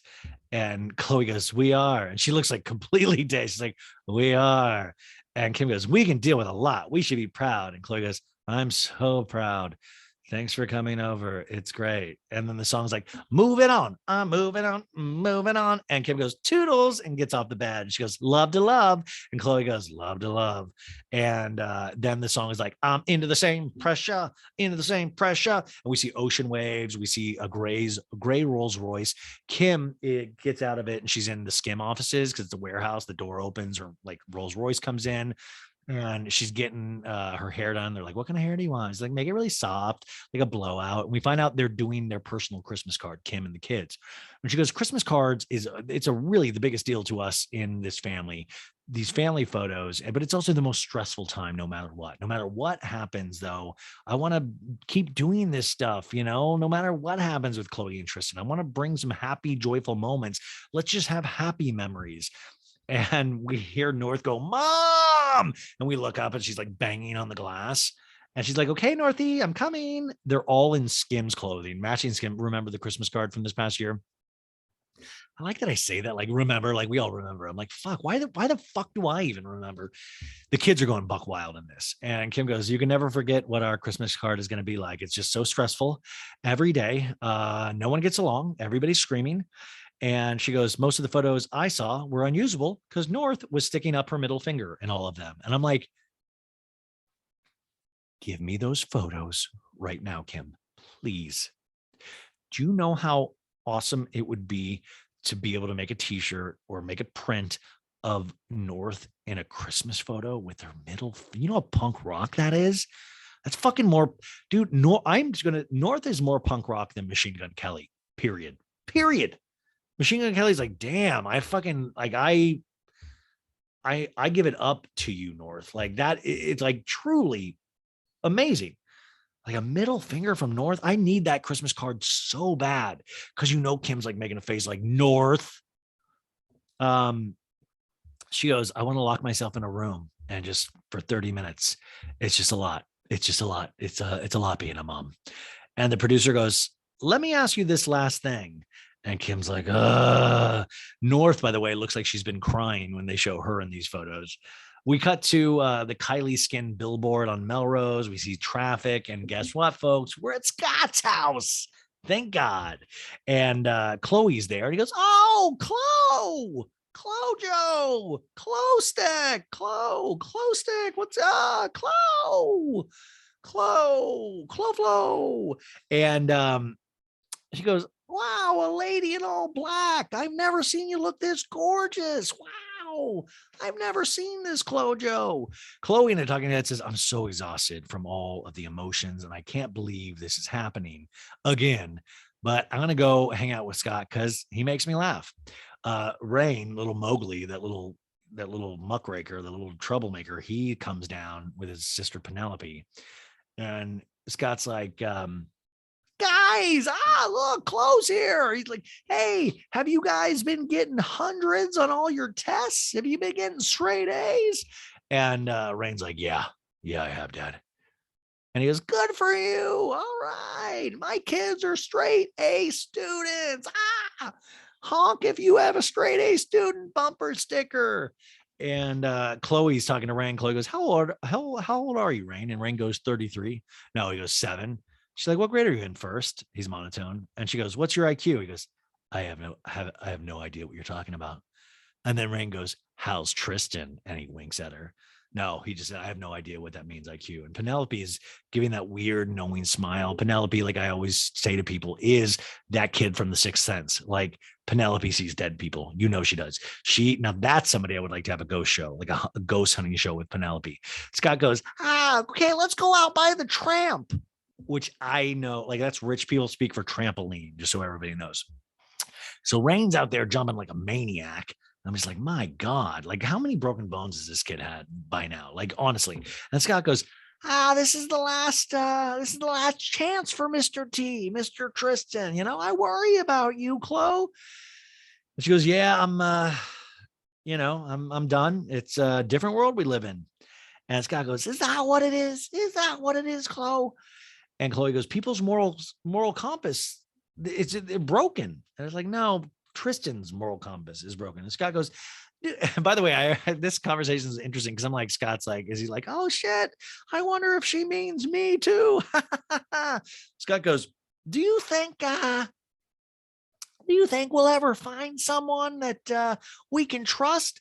Scott, I'm like, Scott, you fucking find 18-year-olds. Like, I mean, you're like, I love this. I'm so scared of getting my heart broken. I go super young with fake boobs. Chloe goes, yeah, totally. We'll find somebody. And Scott goes, I can't imagine opening up to someone and then finding out stuff down the road. Yeah, Scott, imagine these young ladies with you and finding out all of your baggage down the road, like it's wild. And Chloe goes, they say you never love the same way twice because you become scarred and you're trained to love people differently. And that line really stayed with me. I totally agree with that too. It's like, wouldn't you sometimes love to be able to love the way you first loved somebody? Do you know what I'm saying? Like, do you know that the sentiment there is that wouldn't you love to be able, like, it was just like a roller coaster ride in your heart. You're just like, oh,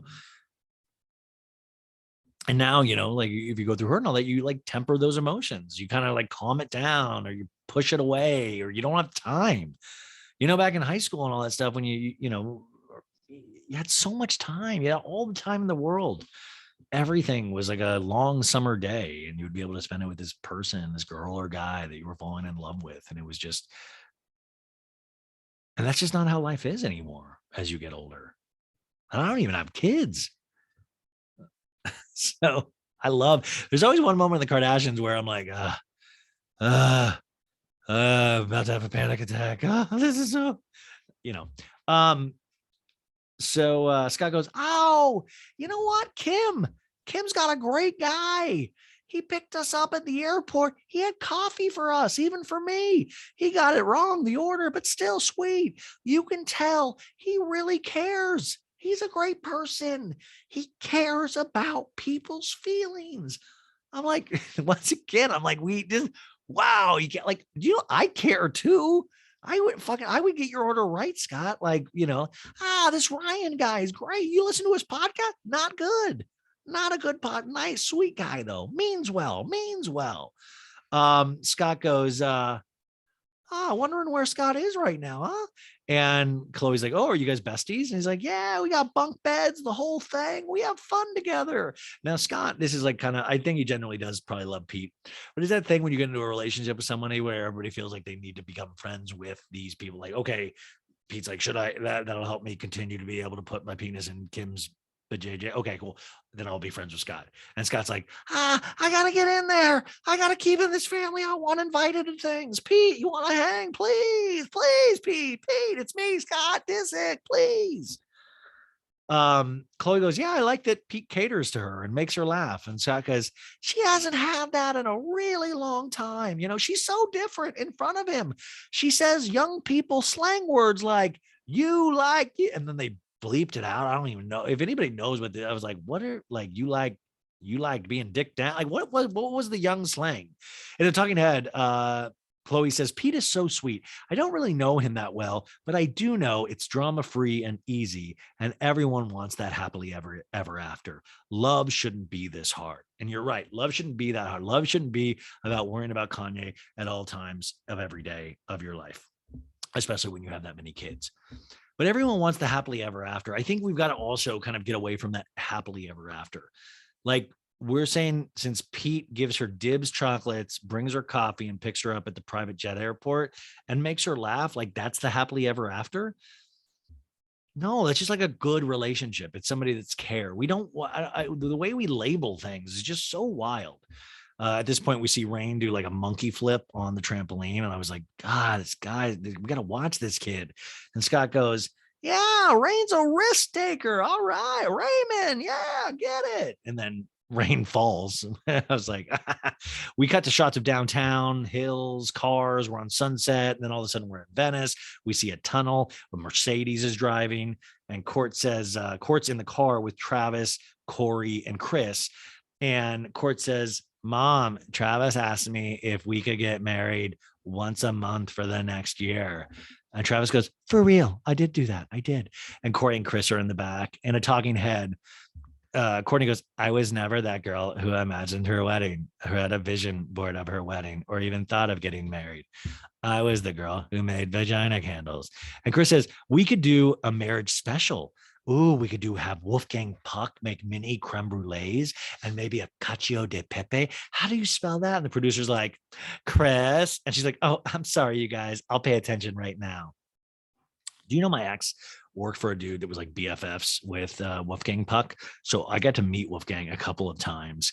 And it was really super nice guy, but it was because I always knew him as a kid because he was always the guy that usually would make the Oscar after show meal at the Oscar party. But to go to Spago and be taken care of by Wolfgang, or he'd come out and say hi, if we were there. I remember one time we went to Vegas with her boss, and we ate at the Spago there, and it was wild. People like this is wild. Yeah. So Chris says, oh, so the song, they're back in the car, and Travis goes, yeah, everyone in my studio says that was their favorite day when you came into the studio. And I'm like, wait, what? Working musicians and studio people, you work with a lot of amazing artists, and their favorite day was when Chris and Corey came in and sang Jingle Bells.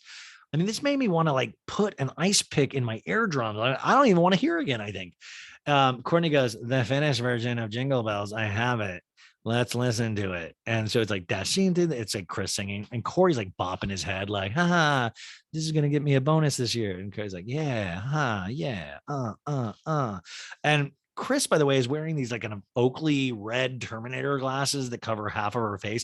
Like this is a motley looking crew because you got Travis. He has those little silver teeth that always kind of wig me out. You got Courtney, you got Corey in there just like hitching a free ride, and then you got Chris with her whole get up, and it's like it's a motley crew. I love it.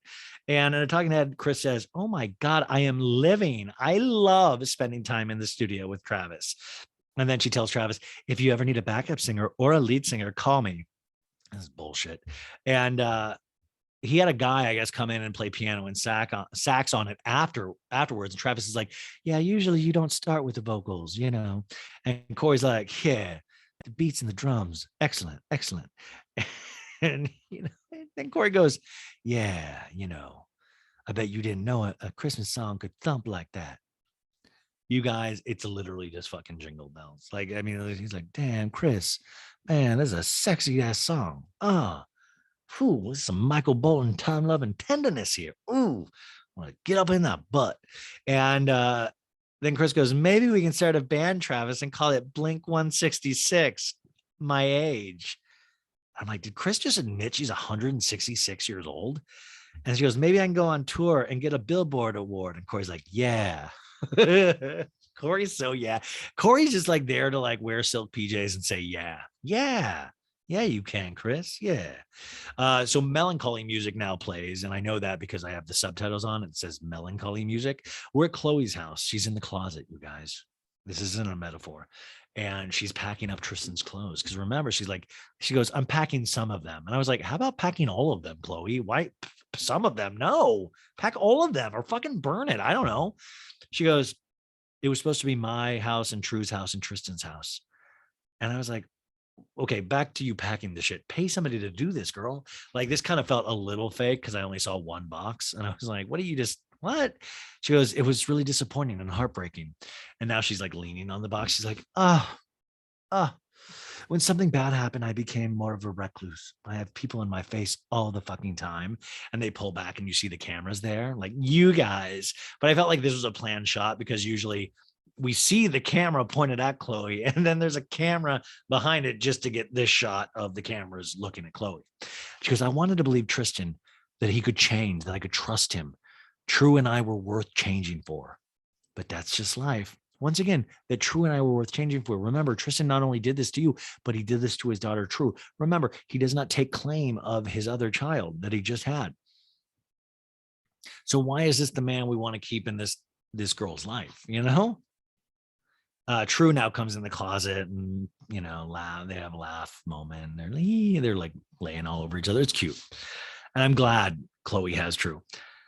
She goes, things don't always go the way we hoped and planned and needed. And then they do just a shot of a lot of candles lit, and True is hopping over Chloe in the closet. We cut to a trailer. Chloe, Chris, and Kim are there. This is the big photo shoot day, you guys, for Hulu. And Kim goes, we're here at our Hulu photo shoot. Chloe hasn't really left the house. I'm surprised, but at the same time, not. But she is here today. She gets really embarrassed with people looking at her. She must be dying on the inside. Must be dying on the. She hates when losers look at her. She must be dying here at our Hulu photo shoot. She goes, even the people working here, she doesn't want to deal with. I'm a little worried about her. I'm not going to keep this quiet. I'm going to tell the cameras. And Kim goes, Chloe, come here with me. And they get to the trailer, and she goes, have you talked to Tristan?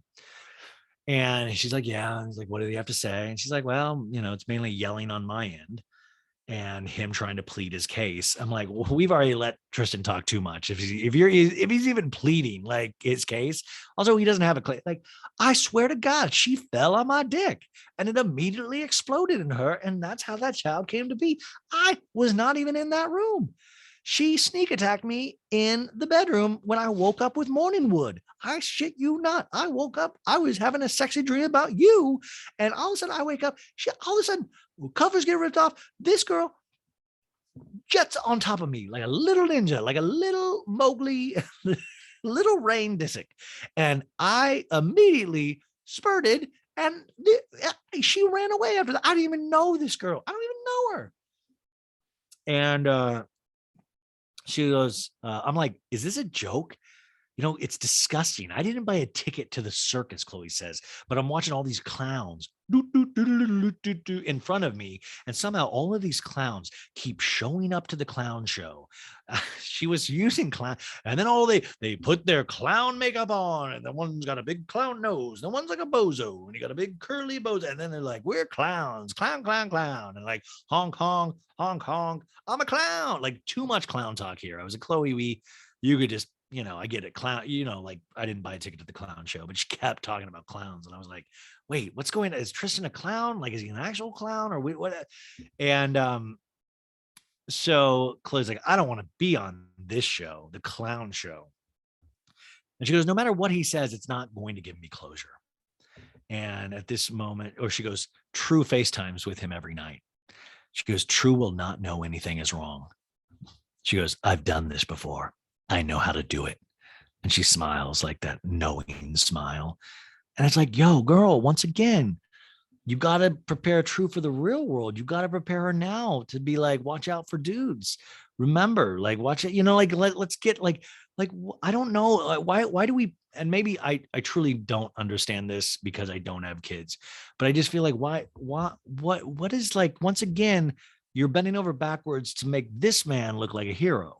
To make like True will have no idea he's a piece of horrible shit. Like, he's literally psychotic. She'll never have an idea. It's going to really shock her at some point. Like, when he does something really bad to True, it's going to really shock her because we have not prepared her for this at all. You know what? Am I thinking about this in the wrong way? It just worries me a little bit. And Kim goes, yeah. He finally was like, you know what I got to go do? He goes, I got to get therapy and look within myself. And you know what? It's just too late. He lost his family. It's just sad. And I'm like, no, it's not sad. He deserves that. And also, I thought he's been in therapy. Like, all of a sudden he was I'm so confused about the timeline, because we saw in the first episode where Tristan said he was going to therapy. He was going to therapy by himself, and he was going to therapy with Chloe. And by the way, whoever that therapist is, it needs to be fired. Like, oh my God, like who's the therapist? Like, this therapist needs to put out of business. And I mean, does the therapist even know? Does he lie to the therapist as well? I mean, does he come back into the therapy? He's like, big news.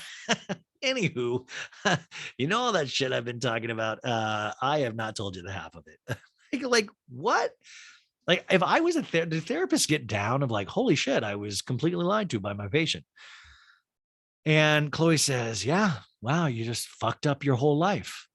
He's doing the same thing. If that was me and I was trying to redeem myself and be a better person, I would definitely just keep my dick in my pants, Kim says. And then Chloe goes, yeah, you would think wear a condom, get a vasectomy, or don't fuck random people in different states. It's not rocket science. And this kind of like, it was like, was Chloe kind of saying like, yo, just don't even let me find out. Just fuck a person with a condom if that's going to be your thing. And Kim says, Chloe's going to miss her best friend and the thought and the hope of getting back there. But there was no choice, and she's taking the high road, even if it kills her. Don't let it kill her. Take the low road for once, please. I'm begging you to take the low road. Let's do it one time. Let's see if it works. If it doesn't, we'll go back to the high road. But let's take the low road. Let's see. I bet it's so easy. I bet it's so quick. I bet there's no traffic on the low road. Let's do it. Let's take the low road just this one time. Kim goes, it should be a moment of clarity for you. And she goes, yeah, I'm grateful for the clarity. So yeah, super grateful. I am grateful for the clarity. I'm vindicated in a way because I kept saying something is not right here. And people kept saying, no, you're just damaged from before. And she goes, remember when he said he wanted to split the down payment on the house with me? And my mom said, let him pay. And I was like, no, I want this for myself. I'm like, once again, fucking Kris Jenner. Kris is even let this like, oh, let him put down some money. Like, Kris, I feel like you're slipping, man. You're slipping. Or you're trying to create drama because it's a bad move. Like, you're giving out bad advice. And Chloe goes, I'm not someone that sits in my sorrow and makes that the rest of their life. And Kim says, everyone has a lesson. And unfortunately, this one cost him his family. I truly don't know if he super cares. He probably said like, oh, boo me. Oh, everybody feel bad for me. Look at the poor dude. Because girls will respond to that. Oh, I don't think he gives a fuck. Chloe says, my family is my soulmates. Without them, I don't know how I would survive. And it makes you feel like you can do anything. And what you go through, you'll be okay one day. I will have the fairy tale I hope to have one day. And Kris goes, today's shoot for Hulu, it's a really big deal. And I hate this is happening to Chloe around the holidays, but we will be there for her. And Kris goes, Chloe looks beautiful. We cut to Chloe and True. Now this is like kind of like the finale where like on Housewives, they put up like Chloe, opened a Sbarro in Times Square. It's like we cut to Chloe and True sliding into a ball pit in Chloe's backyard. And there's a voiceover. She says, I've had a lot of disappointment when it comes to Tristan. You can't make people do right by you and you get hurt, but you have the power when to let people do wrong and when to let people stop doing wrong anymore. And enough is enough. Title of the episode, you guys. And then we're back at the shoot. And Courtney goes, let's do a silly pose in this picture. And then Courtney's silly pose is just a peace sign. It's like, let's do a silly one. That's a YouTube moment, you guys. You guys are going to die when you do that. I just did a peace sign. And she says, Courtney goes, I'm focusing on now and the future. And I want to show this beautiful relationship I am. I drank Travis's 4 times a week. We have a slow song. It's like, the song, this is a sum up of the season. We get a clip package of Kravis, like, oh, and then Kylie goes, I'm very excited to have a baby again. My life is about to change for the second time. I love how our lives are always changing. I also love how we never brought up Astroworld at all, even though it was a huge tragedy. We chose to bring up Chloe's tragedy instead. And then we get clips of Kylie driving with Kendall because it was one of the only scenes she was even in this whole season.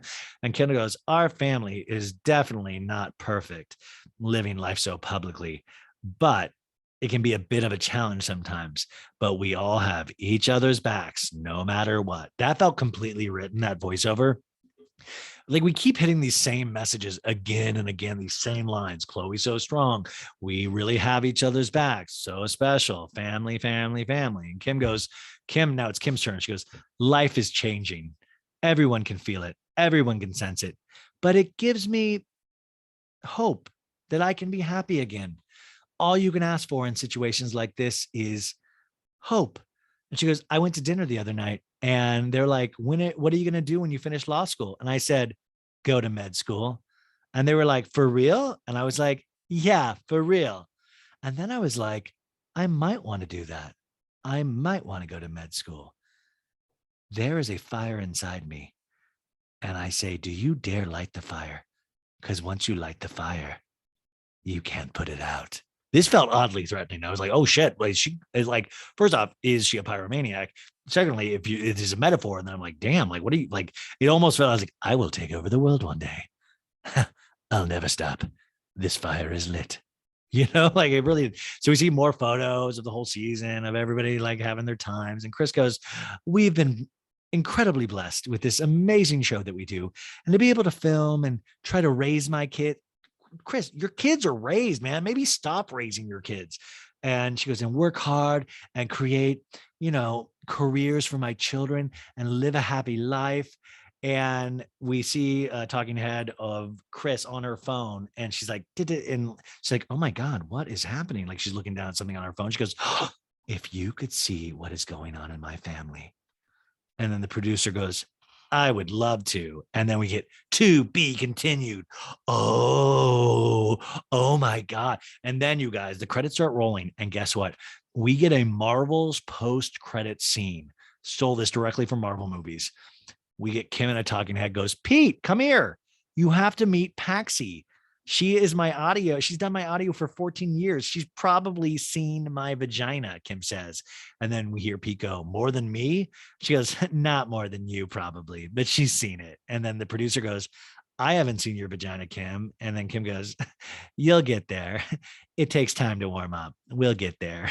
Or you could just look at it on the internet. Wink. So we got a little Pete, like,